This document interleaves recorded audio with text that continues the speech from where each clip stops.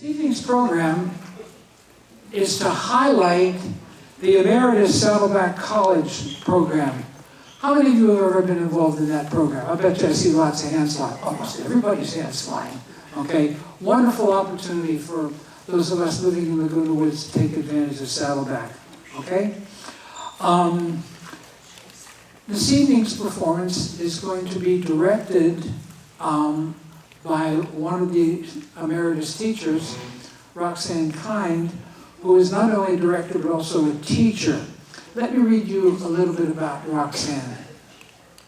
Roxanne teaches 2 classes at Saddleback Emeritus Program. She's been teaching scene study and acting for 10 years and just started a Reader's Theater class this fall. Both classes are taught, of course, in Laguna Woods. She's a graduate of the American Academy of Dramatic Arts in New York City and has a bachelor's degree from State University of New York at New Paltz, where I did graduate work. Small world.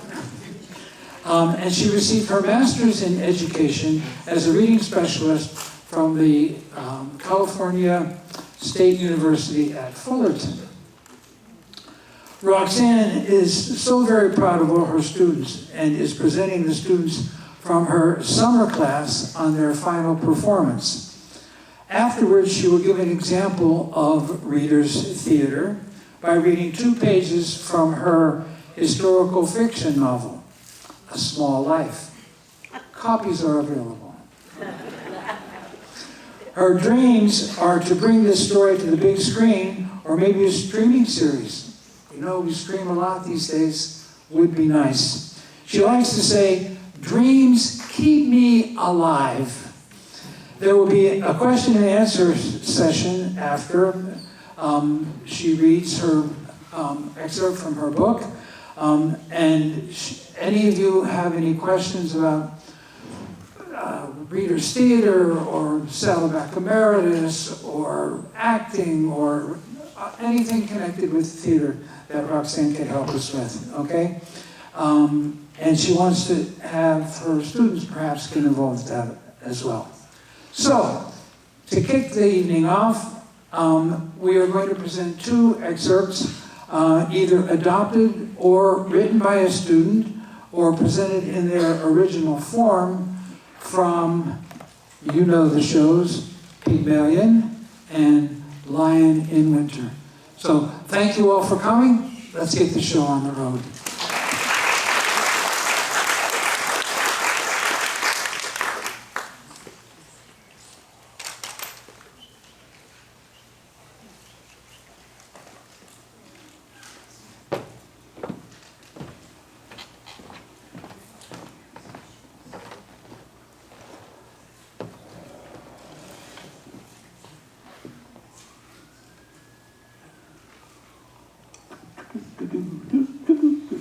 Happy days are here again, the sky is blue and clear again. Happy days are here again. What are you so happy about? I've got news, I've got big, big news. Okay. Are you sitting down?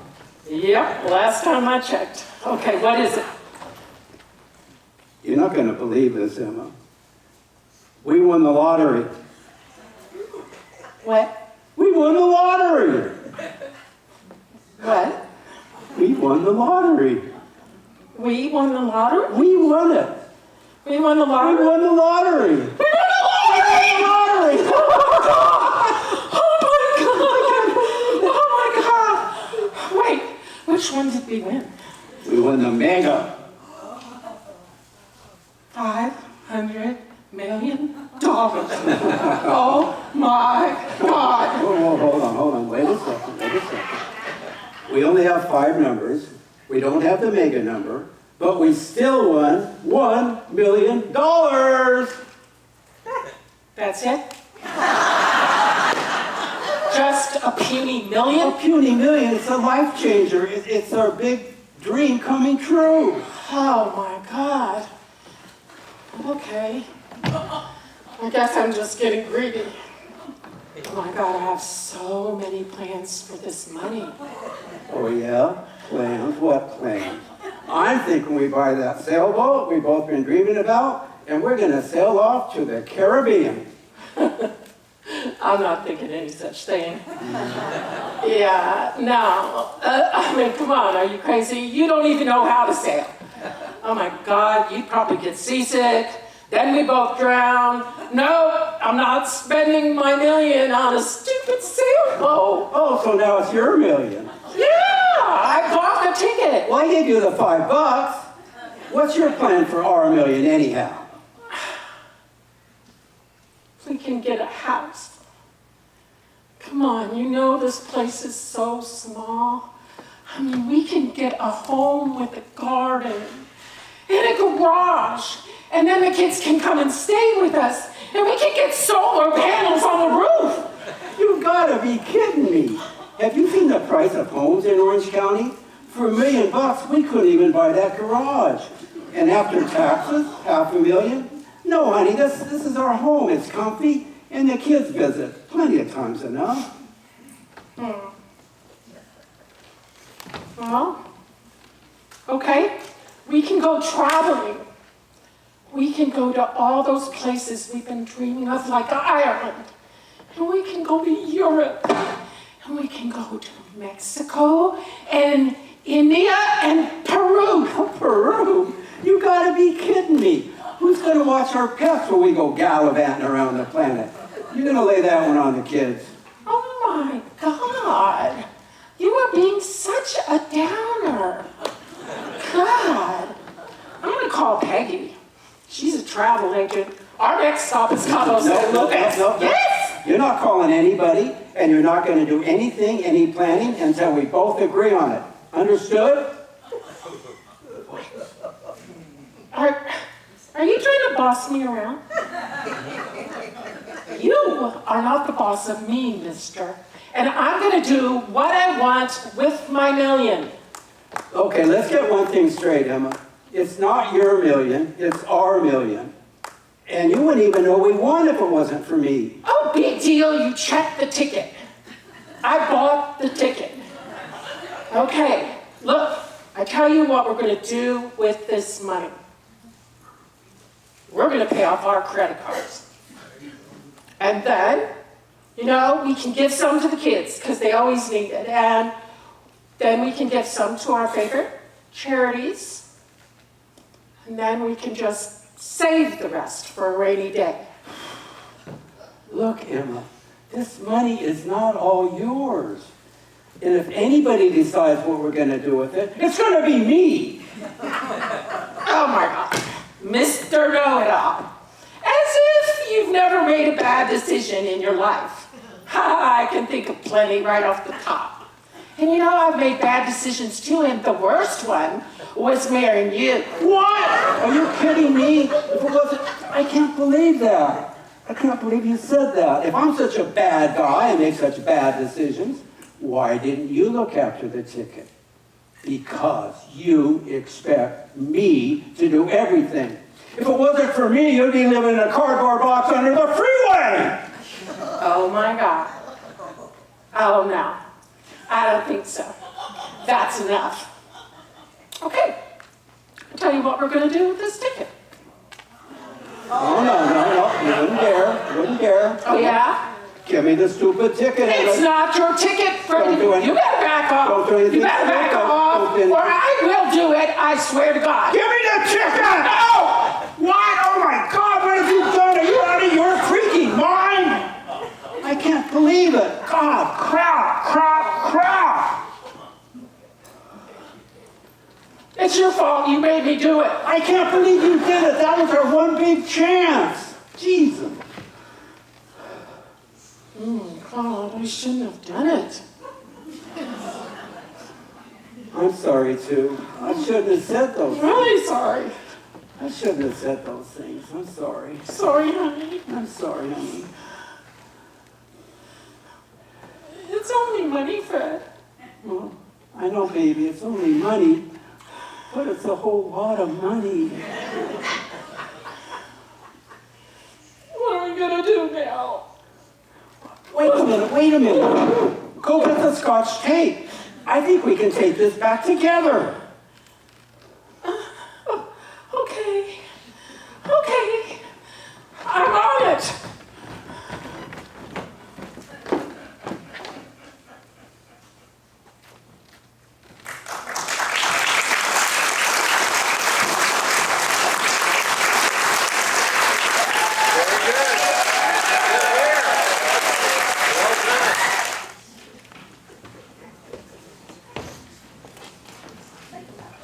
Hello, my name's Mike McNichols, and this is my parody of the Honeymooners show. But first, I need to see what's ever on the TV set. Oh, how about a little culture? Alas, my darling, won't you sing for me? For you're my darling Liebchen. Forevermore we'll be together, frolicking by the mountains. We interrupt this program to bring you a special report.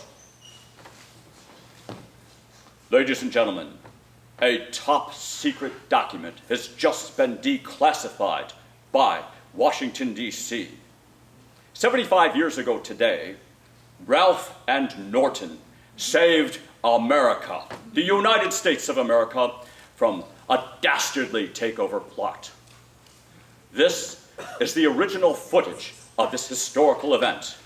Ladies and gentlemen, we are now watching the night that Ralph and Norton saved the United States of America.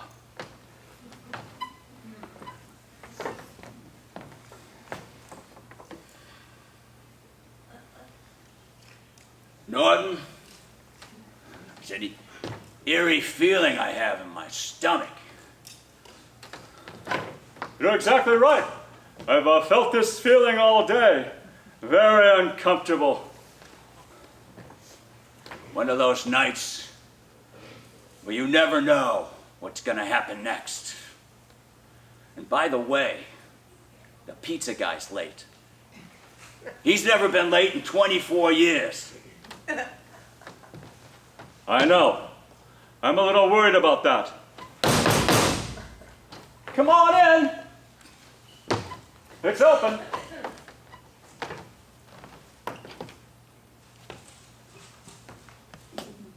I hear you two weasels like pizza.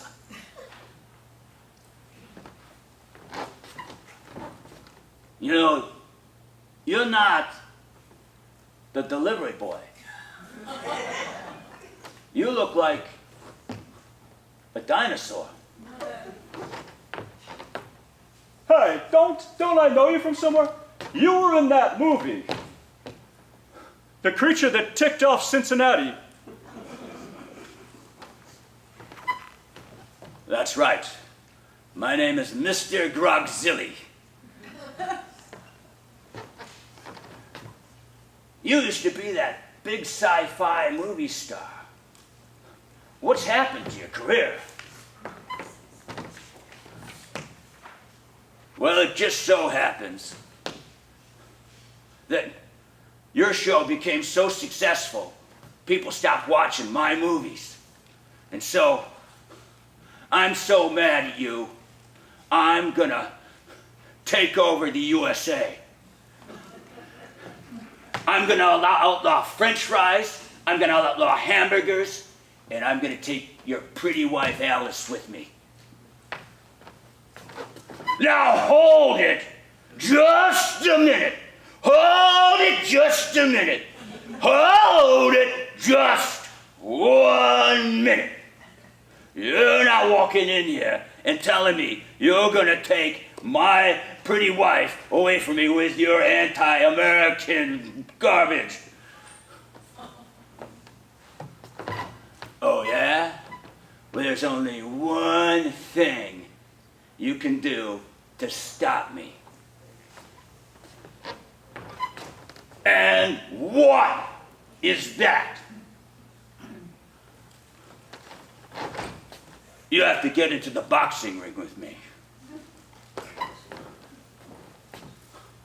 Okay. Let's get into the boxing room. And the other thing is, I spew lava 1,000 feet. Boxing, that's a great idea. That's the best idea. That's the way men settle problems in the world today. And we get so much more done. Everybody would just jump in the boxing room. Norton, oh please, lava, please. Okay. In the left center of the ring, Norton, please. we have standing at 6 feet, 1,000 pounds, Mr. Grogzilly, the fire-breathing dinosaur. And in the left side of the ring, we have Mr. Ralph over here, my buddy. Okay. Now, to ensure that we are performing at the highest standards as set forth by the Marquis de Queensberry, I gotta make sure that I ram my favorite bowling ball down your big fat snout.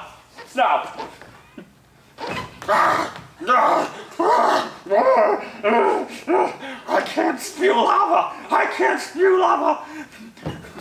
Norton, please, that guy looks dangerous still. Okay, 1, 2, 3, go.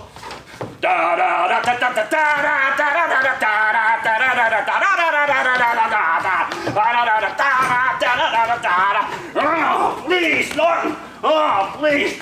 Norton! Oh, Norton! Oh, Norton, please! Oh, Norton! Ralphie, you almost got him. You just gotta think positive. Norton, please! He's gonna get me! Oh, please! Oh, Norton! Come on, take a swing, Ralphie. Norton? Norton? Are we going bowling tonight? We should be going bowling, right? Ralphie, you're doing great. Now, you gotta use your secret weapon. Secret weapon? Oh, yes. Remember, you're going to be losing your French fries and your hamburgers and your pretty wife Alice. Oh, yeah, I know what I gotta do. I know what I gotta do. It's a 1, it's a 2, it's a 3, it's a bang zoom right in the kisser.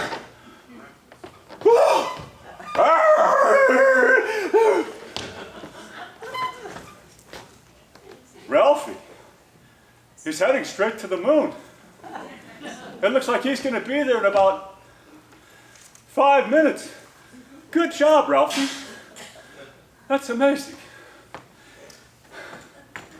Norton, I want to thank you for your help because we, together, tonight, were able to save America. You know, Ralphie, I'm happy, and yet I'm sad. Why is that, Norton? Well, yeah, we got rid of the guy, okay, but I'm never gonna see my bowling ball again.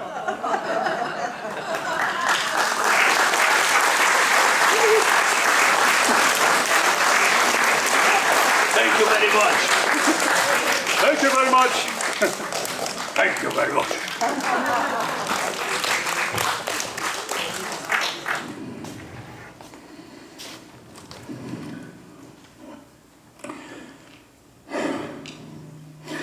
Look, Deb, I know you're not excited about spending an eternity with my parents, but it's not going to be like it is now when all they have to do is walk across the street just to get to us.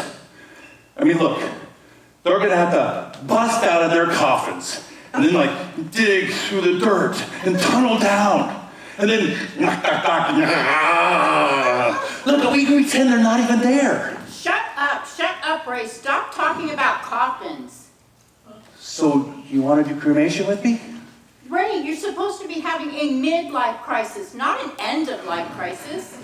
Look, don't tell me how to have a midlife crisis, okay? I mean, what do you know about it anyways? Because I've already had mine. What? A while ago. What? Oh, was that the perm? No. Because that didn't look very good. It was 2 years ago. Well, you never acted like you were having a midlife crisis. Ray, look at me. I am putting cream on my hands. Do you know why I'm putting cream on my hands? Because it's hand cream? No. Because my hands aren't as soft and smooth as they used to be. Have you noticed?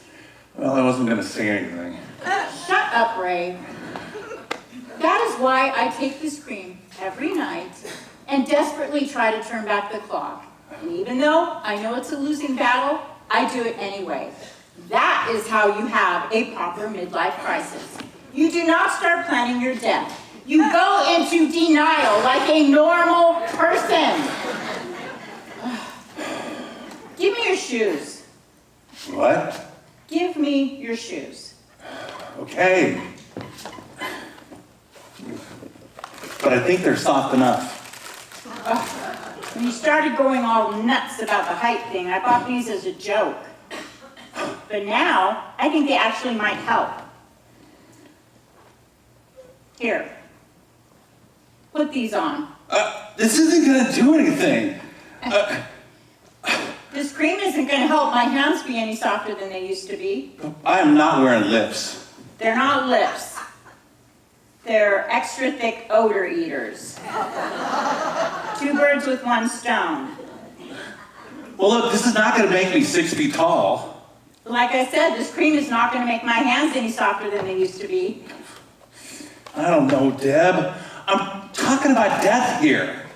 Not like some cheap insult gonna change my whole outlook. These are kind of bouncy. Oh yeah? A little spring in your step there, young man? Yeah, but look, who am I fooling here anyways? Hey, you only got to fool one person. And if I recall, that person once asked me if Jell-O was a fruit. Yeah. Look, you go ahead and do whatever it is you need to do. As for me, I'm going to put these tea bags on my puppy eyes and dream of my bed and breakfast by the lake. Good night. Can you put these in sneakers? Put them anywhere you want. Feeling tall and smelling good. Idiot.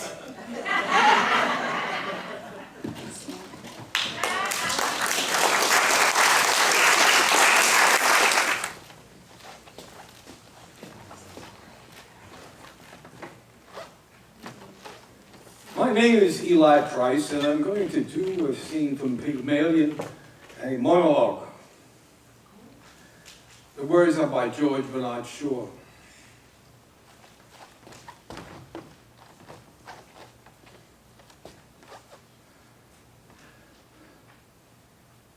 Yeah, that's all you're going to get out of Eliza.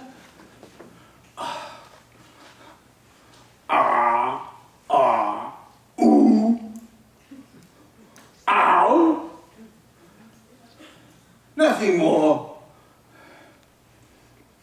No use explaining. As a military man, you ought to know that what she needs, orders. That's what she needs, orders.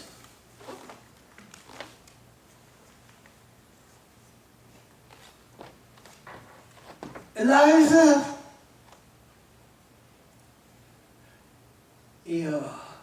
Eliza, you're going to live in this house for the next 6 months. And you're going to learn how to speak like a lady in a florist shop. If you're good and do what you are told,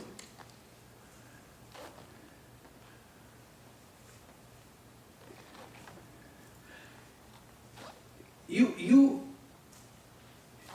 will sleep in a proper bedroom and have lots of food and money to buy chocolates. If you're naughty and idle, you will sleep in the back kitchen with the black beetles and be walloped by Mrs. Pierce with a broomstick.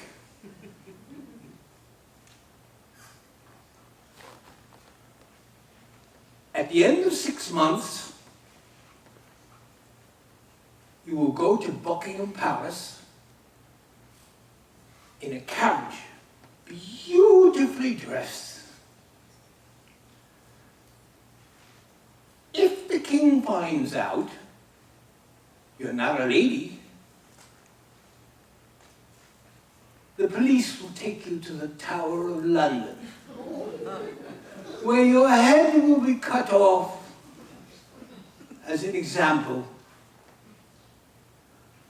to flower girls. If he does not find out, you will receive a present of 7 and 6 to live out your life as a lady in a shop.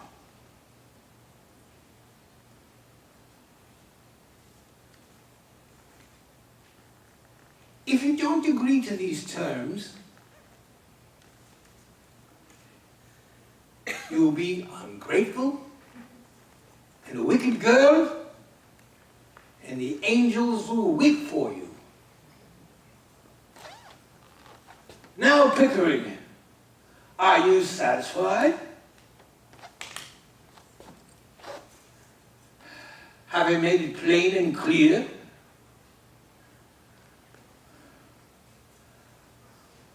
To you?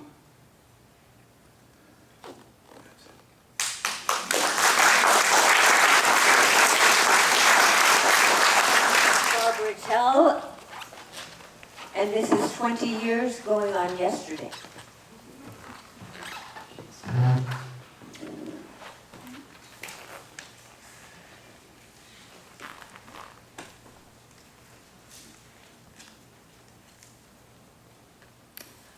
When my son Ronnie was hit by a car because he rode his skateboard out into the street, there was nobody to blame but me. I still blame myself. I mean, I was the one that said he could get it. I was the one that took him to the store and let him pick out the one he wanted. And I was the one that saw him ride it down the street for the very first time. And I was the one that saw him get hit by the big black Mazda. There's not a day goes by when I don't ask myself, what if? What if I said no when he asked me to get it for him? What if I picked out a different skateboard? What if I told him to stay out of the street because that was something I thought he knew?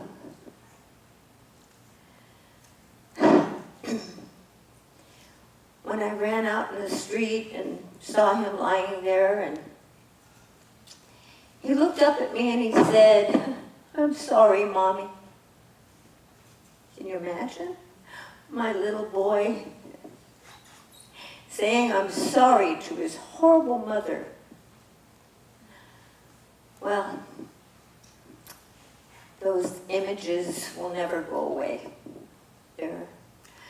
I try to get them to go away. I tell myself a different story. I try to write one that's completely different. I tell myself so many different things, but they're burned into my memory forever. But I'm going to tell you something, Nora. I'm going to tell you something with all my heart and soul. There's going to come a day when you're going to wake up in the morning and the feeling, that heaviness in your chest is just going to break loose, and you're going to take a deep breath, and it's going to be like the very first breath you took when you were born. I don't know how, and I don't know when, but you will breathe. The images will never go away, and that's a fact. That's a fact that all of us have to deal with. But you will breathe again. I guarantee it.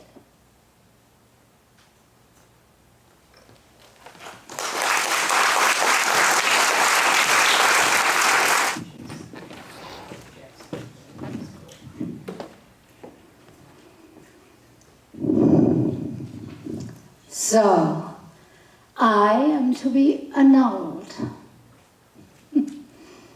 Will the Pope annul me, you think? Out Eleanor, in Alice? Why? You want more sons. That is the single thing I would have thought you had enough. We could populate an entire country with country girls who have borne you sons. How many are there? Help me count the bastards. No annulment. There will be no annulment. My dear Henry, you'll just have to do without. What's that you say? I can't stop you? I don't have to stop you, Henry. I just have to delay you. Every enemy you have made has friends in Rome. We can cost you time. Suppose I hold you back for a year. It's possible. I can. Suppose your first son dies, ours did. It's possible. Suppose you were daughtered next, we were.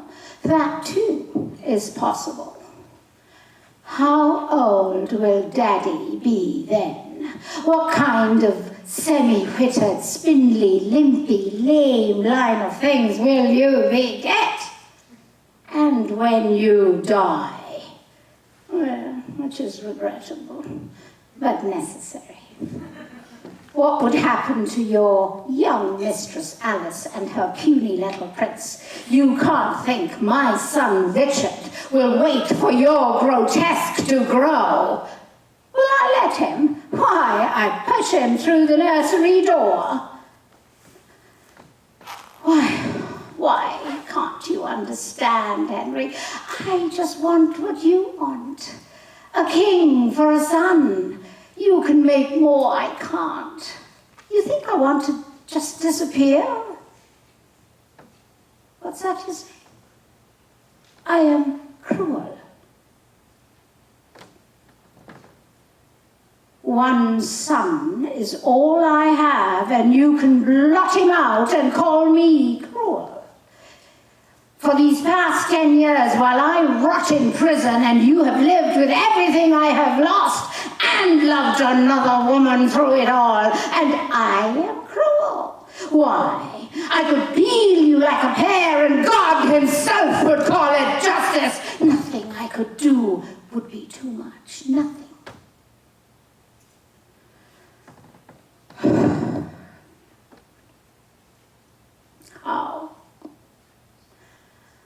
How, from where we started, did we ever reach this day? Please don't go, Henry. I'll do anything to keep you. Please, name something, test me, name an act, but just don't go. Oh.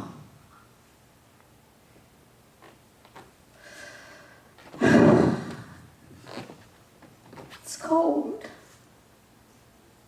I can't feel anything.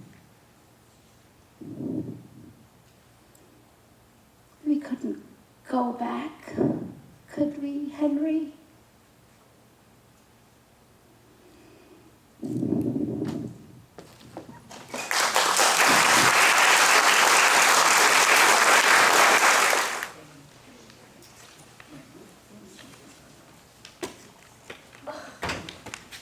I'm tired.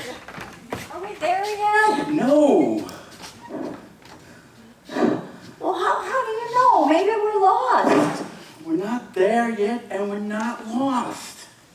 Oh, I mean, do you even know where we're going? Come on, we're headed in the right direction. I feel like we're walking in circles. We'll both know when we get there. You heard him as well as I did. I never saw him mad before. Well, what did you expect? I don't know, like a lecture or a parable or something. One simple rule, and you couldn't follow it. Well, you didn't follow it either. Don't put all the blame on me. Well, I was trying to validate your decision. Besides, I only heard it from you. I didn't hear it from him. So I should be off the hook. And besides, it was only an apple. Do you think I was making it up? It just seemed so arbitrary, and I don't know, maybe it was just meant for you and not for me. Well, it wasn't my rule, it was his rule, and it applied to the both of us. Well, how can you be so sure? Hey, I'm stronger than you. You're supposed to be my helper. Although that one time you were on top, well, I let you, right? Yeah. I know, you are bigger and you are stronger than I am, and I do want to be your helper, but I don't have to do everything you tell me to do. Well, you definitely should have listened to me that time. You heard him word for word. That lousy snake in the grass. Are you still blaming that serpent? It was a snake. You said it was a serpent.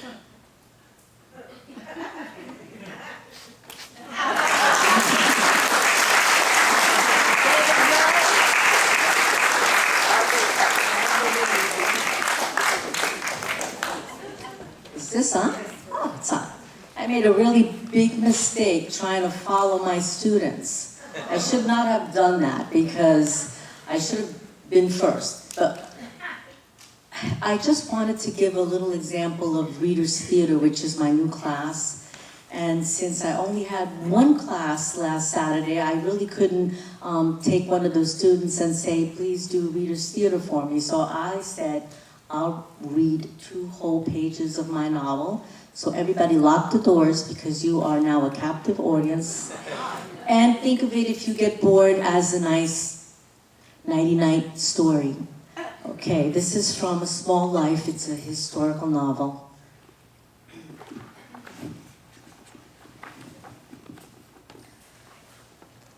The Foundling Wheel, Santiago, Chile, 1929. The man carried the baby in a woven basket. The woman followed a few steps behind, buried her face in a large shawl, and tried to stifle her sobs.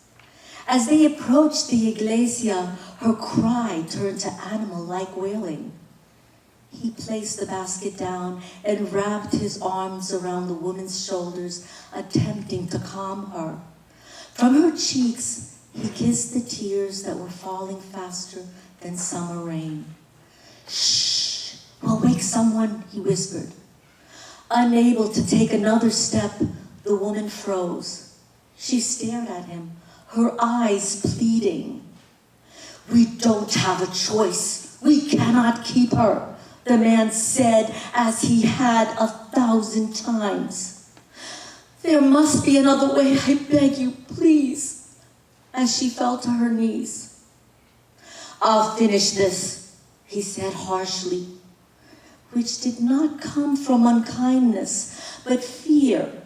Fear so visceral it cracked his voice. Fear so overwhelming it filled him with emotions not allotted to his gender. But he reasoned that not completing their mission would prove worse, so he pressed on. The man's hands shook, but he walked forward as though what he was doing was an ordinary event. The woman, still on her knees, hugged herself, rocking back and forth. She could not watch as he took the small bundle farther and farther from her reach. Under her breath, she cried, Lilia, my Lilia. A path led him toward the convent entrance. Pink jasmine, although dead on the vines, still released its intoxicating scent. The heavy perfume nauseated him. He felt wobbly like he had during his first day of work on a fishing boat. He steadied himself and walked on.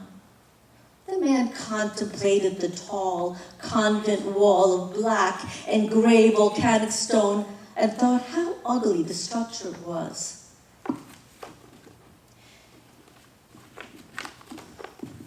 It surrounded the convent, protecting the building and its courtyard. On the front wall was a double door with hinges of forged iron, wide enough for a horse-drawn carriage to pass through. It also included a smaller door with an embedded turnstile, large enough for a person to walk through without having to open the great doors. The oddly shaped turning door was used as a foundling wheel to leave unwanted babies safely behind convent walls in the hands of caring nuns. The convent was fortress-like, able to keep the outside world from peeking into the mysterious life of the sisters, as well as the sisters from looking out. Thankful the baby was asleep, he pushed aside his impulse to kiss her rosy cheek to risk waking her. He placed the precious infant in the turnstile and gritted his teeth as he rotated the baffled gate. It groaned, echoing a call to the specters buried in the church's yard. As he completed the spin of the turnstile, the infernal machination forever separated the infant from her family. The baby was gone. For a moment, he was relieved. It's done. The good sisters will know what to do. His relief was fleeting as guilt crept in, and he recognized himself to be a coward, a man without dignity, a man who could not help to provide a little extra food for the child. He returned to the woman still crouching on the cold ground, her ashen face covered by night. Shadows played on her swollen eyes, making them appear lifeless. Has she turned to salt as Lot's wife had? The man touched her. She did not move. He walked around her, fearing she would fall into a heap at his feet. The cross on the steeple glowed as if reflecting in the morning sun, yet it was not dawn. Has God punished me already? Is this a warning that I have forever blackened my soul? The woman took a breath, the spell broken. He sighed with relief that she was still one of earth. She stood, teetering, as a searing black grief filled her heart. It's better this way, he whispered, as he took his sister's hand and guided her home. Can I have my wonderful actors come up on the stage with me, please? Where are they? Come on up. I want to thank the Old Pros for allowing us to show them off, because I'm so proud of them. They work so hard. Thank you so much. And it's maybe still a little early. If there's any questions that you want to ask my actors on their approach, on what the class is like, or anything you'd like to know, we can take some questions and have some answers. But let's give them a hand one more time. I love them so much. So good. So, does anybody want to ask anything? It would be great. Thank you. Can you speak up real loudly or come up here? How long you guys rehearsed? Well, not too much. This was a summer class, and I had only 7 weeks to teach, and it was really hectic. We performed it, and then we were glad that Carol said, well, why don't you bring them on, and I did. And it was also nice that Peggy Edwards, where is she? Peggy wrote We Won the Lottery, and she wrote that in one of my classes, and now it's performed again, so that was great work. And then there was the adaptation of the honeymooners. Where is my, right next to me, I can't see him. And so much work that went on, and also with you and Stacy, David and Stacy, didn't you adapt the Raymond also? Yeah. Yeah, so they do a lot of work. They also write in my class, so I'm so proud of them. So they didn't have too much time to rehearse, and today when I said come at 5:30, I want to see the show again, and they were all too lazy. They said we're fine, and I think they were. So we came here for no reason. Any other questions? Any question at all? It would be great. Otherwise, we'll call it a night. Well, I just want to say I really appreciate all of those actors who, when they weren't busy acting, were doing things on stage to help everybody. Yeah, and I'm the one that messed up with the props, you know. Well, anyway, I guess I got promoted tonight. I got to do props. So thank you, everybody. Have a great night. And Thank you, Roxanne. Thank you, Roxanne.